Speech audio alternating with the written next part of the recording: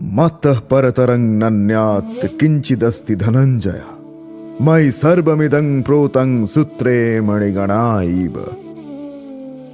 কুরুক্ষেত্রের যুদ্ধে অর্জুন যখন দ্বিধান্বিত, তখন সারথী শ্রীকৃষ্ণ অর্জুনকে তাঁর বিশ্বরূপ দর্শন করান এবং নিজের স্বরূপ প্রকাশের উদ্দেশ্যে এই শ্লোকটি বলেন, যার অর্থ হল, হে ধনঞ্জয়, আমার থেকে শ্রেষ্ঠ আর কেউ নেই। একটি সুতোয় যেমন মণিসমূহ গাঁথা থাকে, তেমনি সমস্ত বিশ্বই আমাতে ওতপ্রোতভাবে অবস্থান করে। নমস্কার বন্ধুরা, আমি আরজে রৌনক, আর আজ আমি আপনাদের জন্য নিয়ে এসেছি নতুন অডিও শো, যার নাম শ্রীকৃষ্ণের 10টি বাণী দিয়ে জীবন বদলান। আজকের বর্তমান সময়ে আমরা প্রত্যেকেই ভীষণ রকম ব্যস্ত। আমরা সর্বদা সময়ের সঙ্গে পাল্লা দিয়ে ছুটে চলেছি, যার ফলে আমাদের প্রত্যেকের মধ্যে মানসিক চাপ বা স্ট্রেস বৃদ্ধি পাচ্ছে। নিজেদেরকে সফলতার শীর্ষে দেখতে চাওয়ার ইঁদুর দৌড়ে সামিল হতে গিয়ে আমরা ধীরে ধীরে জলাঞ্জলি দিচ্ছি আমাদের আবেগগুলোকে। ভবিষ্যতের চিন্তা, অতীতের দুঃখ এবং বর্তমানের অপ্রীতিকর পরিস্থিতি আমাদের কখনো ভীত করে দেয়, কখনো বা আমরা রুক্ষ স্বভাবের হয়ে যাই। অল্পেতেই ধৈর্য হারিয়ে ফেলি।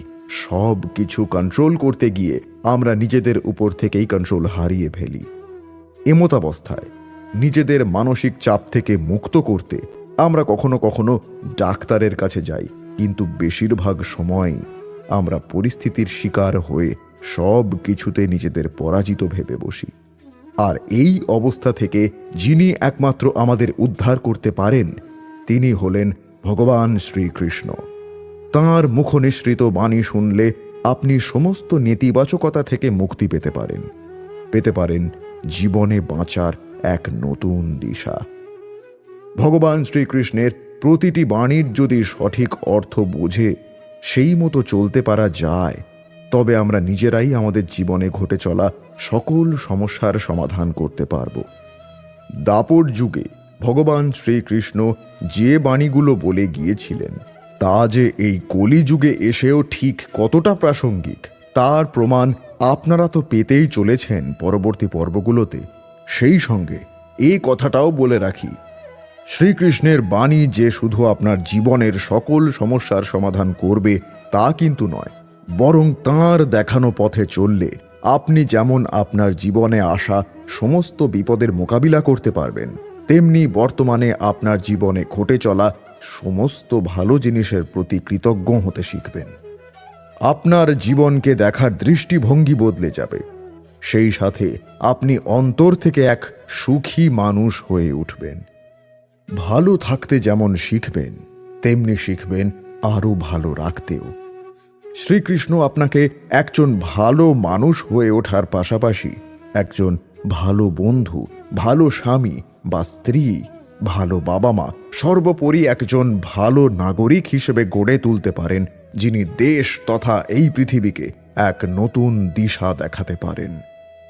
তাহলে আর দেরি না করে চলুন শুনে নিই পরবর্তী পর্বগুলো, যেখানে আমরা আপনাদের শোনাবো একটি সুখী ও ভালো জীবনযাপনের জন্য আজকের দিনে দাঁড়িয়েও ভগবান শ্রীকৃষ্ণ এবং তাঁর বাণী ঠিক কতটা প্রাসঙ্গিক এবং তা কিভাবে আপনার জীবনকে আরও সুন্দর করে গড়ে তুলতে পারে।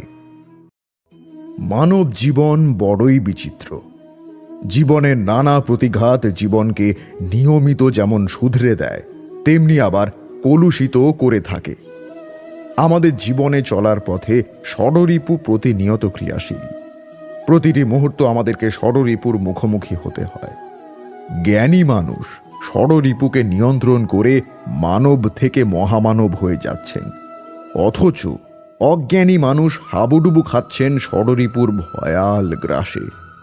আর এই অজ্ঞানী মানুষগুলি যখন পৌঁছান তাদের জীবনের অন্তিম পর্যায়ে এবং জীবনের শেষ অঙ্কটি মেলাতে চেষ্টা করেন, তখন ভাবেন, জীবনের অঙ্কটাকে মেলাতে গিয়ে কি পেলাম, শুধু শূন্য দিয়ে ভরে গেলাম। কিন্তু এই ষড়রিপু কি? এই ষড়রিপুকে দমন করতে শ্রীকৃষ্ণ আমাদের কি উপায় বলে গেছেন, চলুন শুনে নিই। প্রথম, কাম। কাম অর্থাৎ বাসনা, কোনো কিছু পাওয়ার তীব্র আকাঙ্ক্ষা। এটিকে অনেকে যৌন আকাঙ্ক্ষাও বলে থাকেন। মানুষের এই কোনো কিছুর প্রতি তীব্র আকাঙ্ক্ষাই মানুষকে পরিণত করে অমানুষে। এই বাসনাই ষড়রিপুর মূল উৎস। অর্থাৎ এই রিপুই অন্য আর 5টি রিপুকে পরিচালনা করে। এই রিপুটি দমন করতে পারলেই বাকি রিপুগুলো নিয়ন্ত্রণে চলে আসবে ধীরে ধীরে। কোনো কিছুর প্রতি তীব্র ইচ্ছা, মানুষের এই ইচ্ছাই মানুষের কাল হয়ে দাঁড়ায়। তখন একজন মানুষ ভালো মন্দের মাঝে পার্থক্য করতে পারে না, অসৎ কর্মে লিপ্ত হয়। মানুষের মাঝে এক ধরনের হিংস্রতা সৃষ্টি হয়। তখন সে তার ভালো মন্দ সব কিছু বিসর্জন দিয়ে তার উদ্দেশ্য সাধনে সে একটি হিংস্র জানোয়ারের মতো আচরণ করতে শুরু করে। তাই তো শ্রীকৃষ্ণ বলেছেন, কাম সর্বপ্রথম ইন্দ্রিয়ে প্রবিষ্ট হয়ে মন ও বুদ্ধিকে মোহিত করে এবং এর দ্বারা মানুষকে মোহিত করে। মন, বুদ্ধি ও ইন্দ্রিয়গুলো হচ্ছে এর আবাসস্থল বা অবলম্বন। তাই প্রথমে ইন্দ্রিয়গুলোকে নিজের বশে এনে এই কামরূপী শত্রুকে নিয়ন্ত্রণ করতে হয়। জীবনে যারা এই কাম শক্তিকে নিয়ন্ত্রণ করতে পারে তারাই জীবনে সুখ, সমৃদ্ধি, মান, সম্মান লাভ করে। তারাই পৌঁছতে পারে সফলতার শীর্ষে। ষড়রিপুর দ্বিতীয় রিপু হল ক্রোধ। মানুষের এই রিপুটি এমন একটি রিপু যা মানুষকে ধ্বংস করে দেওয়ার জন্য যথেষ্ট। রাগী মানুষ অত্যন্ত ভয়ঙ্কর।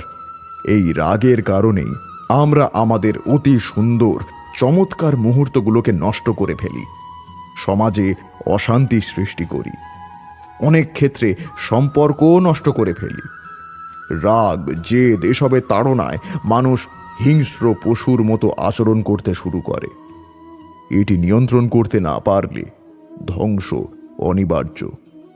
তাই তো শ্রীকৃষ্ণ বলেছেন, কথায় আছে, যা কিছু অন্তর থেকে গ্রহণ করা হয়েছে তা কখনোই অশুভ হয় না। অশুভ হলো সেই বোধ, সেই ইচ্ছে যা অন্তর থেকে নিঃসৃত হলেও কখনোই বিবেকের দ্বারা প্রয়োগ করা যায় না। এমনই একটা অনুভূতি হলো ক্রোধ। এই ক্রোধ আপনার বিবেককে হরণ করে নেয়, আপনার করুণা হরণ করে নেয়। আপনি ভাবনা চিন্তা করার যোগ্যতাই হারিয়ে ফেলেন। এবার যদি আপনি সংসারকে নিয়ন্ত্রণ করতে চান, ভবিষ্যতের উপর নিয়ন্ত্রণ রাখতে চান, বর্তমানের উপর নিয়ন্ত্রণ রাখতে চান, তাহলে প্রথমে নিজের ক্রোধের উপর নিয়ন্ত্রণ করা শিখতে হবে। ক্রোধ আপনার মিত্র নয়, ক্রোধ আপনার শক্তি নয়, এ হলো আপনার দুর্বলতা। আর এটা শত্রুর শক্তি বাড়িয়ে তোলে, আর শেষ পর্যন্ত ক্ষতি আপনারই হয়। তাই এই ক্রোধকে নিজের নিয়ন্ত্রণে রাখুন। অশুভ মন্তব্য আপনা থেকেই অসফল হয়ে যাবে। এবার কথা বলা যাক ষড়রিপুর তৃতীয় ও সবচেয়ে ভয়ঙ্কর রিপু লোভ সম্পর্কে। এই লোভে পড়ে মানুষ বিভিন্ন অপকর্ম করতেও কুণ্ঠিত বোধ করে না। লোভ লালসা মানুষকে এমনভাবে আঁকড়ে ধরে যে মানুষের ভালো মন্দের কোনো হিতাহিত জ্ঞান থাকে না। মানুষের মধ্যে অশান্তি, শত্রুতা, যুদ্ধ সৃষ্টি করে এই লোভ। লোভ মানুষকে অন্ধ করে দেয়, ভুল পথে পরিচালিত করে। এটি এমন একটি রিপু যেটি মানুষকে এমনভাবে আঁকড়ে ধরে, মানুষকে আর মানুষের কাতারে থাকতে দেয় না। লোভ একজন মানুষকে যে কোনো পর্যায়ে নিয়ে যেতে পারে। তাই তো ভগবান শ্রীকৃষ্ণ বলেছেন, কখনো কোনো বৃক্ষকে দেখেছেন? এই ধরিত্রী থেকে ততটুকুই জল নেয় যতটুকু তার প্রয়োজন। কোনো প্রাণীকে দেখুন, এই প্রকৃতি থেকে ততটুকুই খাবার গ্রহণ করবে যতটুকু তার খিদে রয়েছে। খিদে মিটে গেলে আর খাবে না। এবার মনুষ্য জাতিকে দেখুন, সে নিজের জীবনে যা কিছু পেয়েছে, বস্তু, ধন, খাবার, শক্তি, প্রয়োজনের থেকে অনেক বেশি লাভ করার চেষ্টা করে থাকে। প্রয়োজনের থেকে বেশি যদি পেয়েও যায়, তাহলেও তার মন ভরে না। এমনটা হয় তার কারণ হলো লোভ। লোভ আপনার জীবনে, আপনার মনে কখন যে প্রবেশ করবে আপনি জানতেও পারবেন না। তাই এটা চিনতে শিখুন আর তৎক্ষণাৎ জীবন থেকে বাইরে ফেলে দিন। এবার আসা যাক মদ সম্পর্কে, অর্থাৎ অহংকার।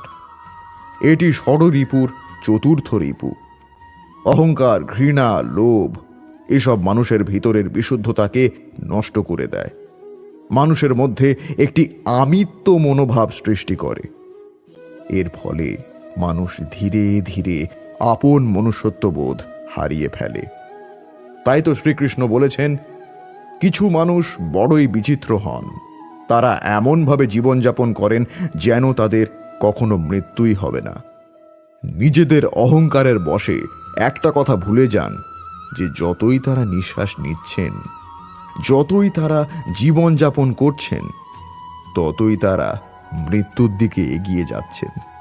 কারণ আমাদের জীবন্ত নিঃশ্বাসের উপর নির্ভরশীল নিঃশ্বাস চলছে, মানে জীবন চলছে। নিঃশ্বাস যদি থেমে যায়, জীবনও থেমে যাবে। আমাদের জীবনের প্রদীপ যে কোনো মুহূর্তে নিভে যেতে পারে। আর কত সময় বাকি রয়েছে সেই বিষয়ে আমাদের কোনো ধারণাই নেই। তাই যতক্ষণ নিঃশ্বাস চলছে অহংকার পরিত্যাগ করে শুভ কর্ম করুন, যাতে মৃত্যুর পরেও এ পৃথিবী আপনাকে স্মরণে রাখে। এরপরেই আসা যাক মোহ সম্পর্কে। মোহ অর্থাৎ মায়া, কোনো কিছুর প্রতি তীব্র টান অনুভব করা। এটি পঞ্চম এবং অত্যন্ত খারাপ একটি রিপু। মোহ মায়া এসব মানুষের উন্নতির বিঘ্ন ঘটায়। এমনকি এই সবে আকৃষ্ট হয়ে মানুষ খারাপ কাজও করে। তাই তো শ্রীকৃষ্ণ বলেছেন, জ্ঞানীজনের উপদেশ, সৎসঙ্গ, সদ্গুরু আর সাধু সঙ্গ ছাড়া মোহ রিপু থেকে মুক্তি পাওয়া যায় না। মানুষ মোহের বশবর্তী হয়ে যখন তার জীবন অতিবাহিত করে, তখন যদি সে কোনোভাবে তার মনের সামান্যতম অংশে মানুষ ও প্রকৃতিকে ভালোবাসা ও ঈশ্বরকে পাওয়ার মোহ সৃষ্টি করতে পারে, তাহলে সে ধীরে ধীরে মোহ রিপুর থেকে মুক্তি পায় এবং মানব জীবনে আসে পরম শান্তি। শেষ রিপু হল মাৎসর্য, অর্থাৎ ঈর্ষা। কারো উন্নতি বা সুন্দর কিছু দেখলে সহ্য করতে না পারা। ষড়রিপুর এই শেষ রিপুটি অত্যন্ত মারাত্মক এবং খুব নিচু মনের মানসিকতা সম্পন্ন ব্যক্তির মধ্যেই এই রিপুটি পরিদর্শিত হয়। সাধারণত একজন মানুষের অন্য সব রিপু থাকতেই পারে, কিন্তু এই রিপুটি অত্যন্ত সস্তা মনের মানসিকতা সম্পন্ন ব্যক্তির মধ্যেই পাওয়া সম্ভব। তাই ভগবান শ্রীকৃষ্ণ বলেছেন, আমাদের চারপাশে বহু নেতিবাচক জিনিস থাকতে পারে, যেমন ঈর্ষা, হিংসা, বিদ্বেষ প্রভৃতি। কিন্তু এই নেতিবাচক বিষয়গুলিকে কখনোই নিজের অন্তরে প্রবেশ করতে দেবেন না। আর যদি কোনোভাবে প্রবেশ করেও যায়, তবে তাকে হৃদয়ে স্থান দেবেন না।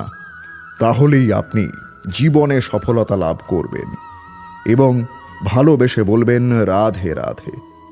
তাহলে বুঝতেই পারছেন, মানুষ ষড়রিপুর মধ্যে এমনভাবে জড়িয়ে আছে, অনেক ক্ষেত্রে এটি আমাদের স্রষ্টার সান্নিধ্য লাভেও বাধা সৃষ্টি করে। মানুষ প্রকৃত সত্য হতে দূরে সরে যায়। ষড়রিপুর সংস্পর্শ মানুষের হৃদয়কে কলুষিত করে দেয়। ষড়রিপু আমাদের সব সময় মন্দ কাজের দিকে ধাবিত করে। ষড়রিপুর মোহে আকৃষ্ট হয়ে আমরা ভুলে যাই যে আমরাও মানুষ। এই ষড়রিপু মানুষের মনুষ্যত্ব ধ্বংস করে দেয়।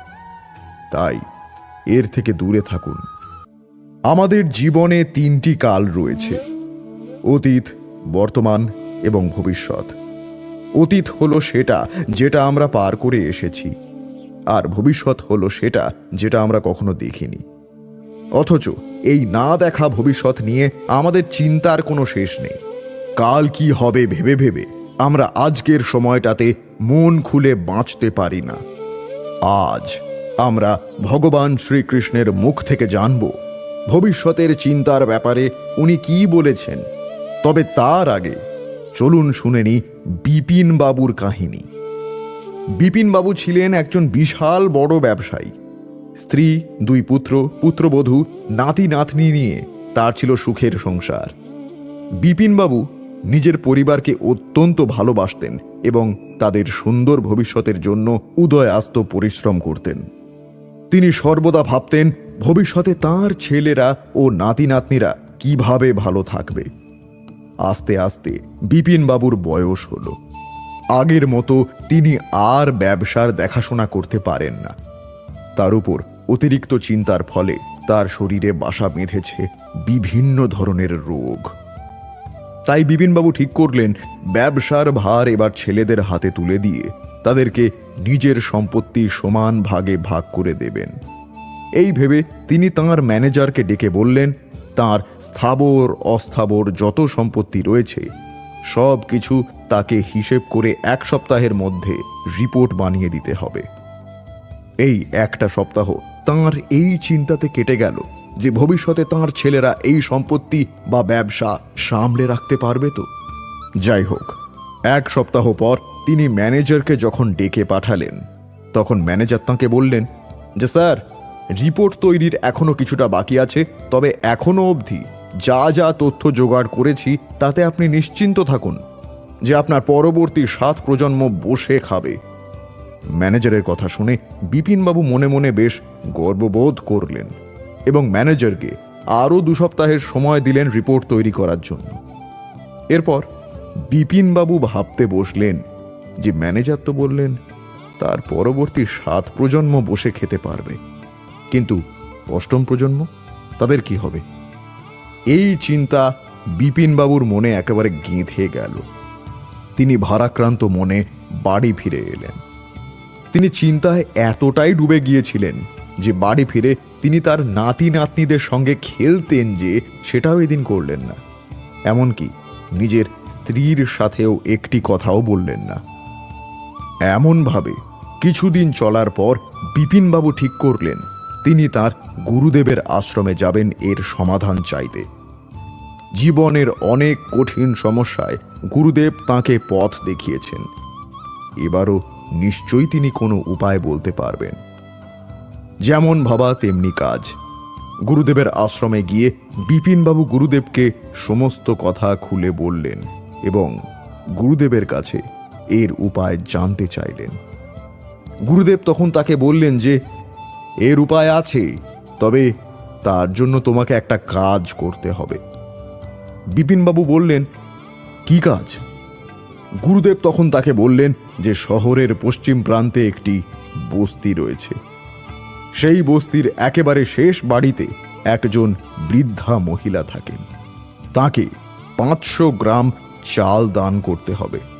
এই কথা শুনে বিপিনবাবু 1 কুইন্টাল চাল কিনে আনলেন এবং সেই বস্তিতে গিয়ে ওই বৃদ্ধার বাড়ির সামনে গিয়ে তাকে বললেন, আমি একজন সামান্য ব্যবসায়ী, কিছু দান ধ্যান করে থাকি।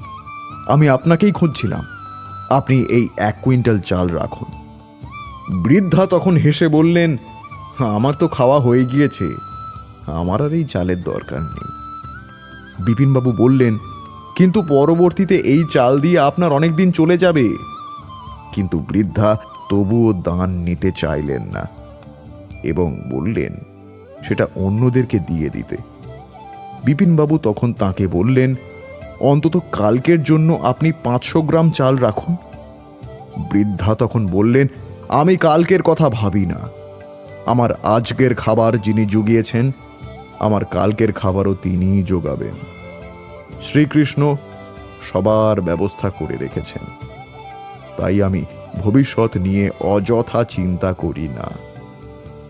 বিপিনবাবু এবার বুঝতে পারলেন গুরুদেব কেন তাকে এই বৃদ্ধার কাছেই পাঠিয়েছিলেন। এই বিপিনবাবুর মতোই অধিকাংশ মানুষ ভবিষ্যতের চিন্তাতে এতটাই ডুবে থাকেন যে তাদের বর্তমান জীবনযাপন খারাপ হয়ে যায়। তাই তো ভগবান শ্রীকৃষ্ণ বলেছেন, ভবিষ্যতের দ্বিতীয় নাম সংঘর্ষ। হৃদয়ে আজ যদি কোনো ইচ্ছা জাগে, আর যদি তা পূর্ণ না হয়, তবে হৃদয় ভবিষ্যতের পরিকল্পনা করে। ভবিষ্যতে ইচ্ছা পূর্ণ হবে এমন কল্পনা করতে থাকে। কিন্তু জীবন জীবন না লুকিয়ে আছে ভবিষ্যতে, না আছে অতীতে। জীবনের হদিশ তো আছে এই ক্ষণে, অর্থাৎ এই মুহূর্তের অনুভবেই রয়েছে জীবনের অনুভব।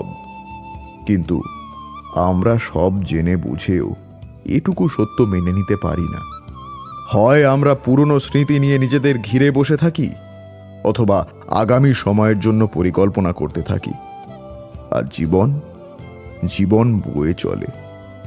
এই সত্য যদি আমরা হৃদয়ে গেঁথে নিই যে না আমরা ভবিষ্যৎ দেখতে পাই, আর না আমরা ভবিষ্যৎ নির্মাণ করতে পারি, আমরা তো কেবল ধৈর্য আর সাহসের সাথে ভবিষ্যৎকে আলিঙ্গন করতে পারি, স্বাগত জানাতে পারি ভবিষ্যৎকে। তবেই কি জীবনের প্রতিটা মুহূর্ত জীবনের দ্বারা মুখরিত হয়ে উঠবে না? স্বয়ং বিচার করুন। আর যা হয়েছে তা ভালোই হয়েছে, যা হচ্ছে তা ভালোই হচ্ছে, আর যা হবে তা ভালোই হবে। তাই ভবিষ্যতে কি হবে তাই নিয়ে ভেবে কোনো লাভ নেই। বর্তমান নিয়ে পরম আনন্দে বাঁচতে শিখুন। শ্রীকৃষ্ণ আরও বলেছেন, ভয় আর ভবিষ্যৎ এই দুই মানুষের মনে সর্বদাই থাকে, যাদের অস্তিত্ব তার নিজের অস্তিত্বের উপর প্রভাব ফেলে। আশ্চর্য, তাই না? ভয় সেটা যা আপনি জানেন না, যা অজানা, আর সেই কারণে আপনার ভয় হয় যে কে জানে কি হবে। ভবিষ্যৎ তাই যা এখনো ঘটেইনি। তাহলে যা এখনো ঘটেইনি সেটা নিয়ে এত চিন্তা কেন? আপনার হাতে আছে বর্তমান। বর্তমানের কর্ম সত্য মন নিয়ে করুন, আর ভাবুন যে নিজের কর্ম আরও ভালোভাবে কি করে করা যেতে পারে। যদি বর্তমানের কর্ম আপনি মন থেকে করেন, তবে ভয় নিজেই দূর হয়ে যাবে, আর ভবিষ্যতের ফল অবশ্যই মিষ্টি হবে। তাই ভয় আর ভবিষ্যৎকে নিয়ে চিন্তিত হবেন না। এই বর্তমানেই বাঁচুন, আর আমার সঙ্গে বলুন রাধে রাধে। তাহলে বুঝতেই পারছেন, ভবিষ্যৎ ভালো করার চেষ্টা অবশ্যই করা উচিত, কিন্তু ভবিষ্যতের কথা ভেবে চিন্তা করে বর্তমানের আনন্দ বিসর্জন দেওয়ার কোনো মানেই হয় না। যে অবস্থায় আছেন সেই অবস্থায় খুশি থাকার চেষ্টা করুন। জীবনকে আনন্দময় করে তুলুন। প্রতি মুহূর্তকে উপভোগ করুন। অন্যকে আনন্দ দিন এবং দুশ্চিন্তা মুক্ত থাকুন। আর পরবর্তী পর্বে শুনে নিন অতীতের ভাবনা থেকে মুক্তির উপায়।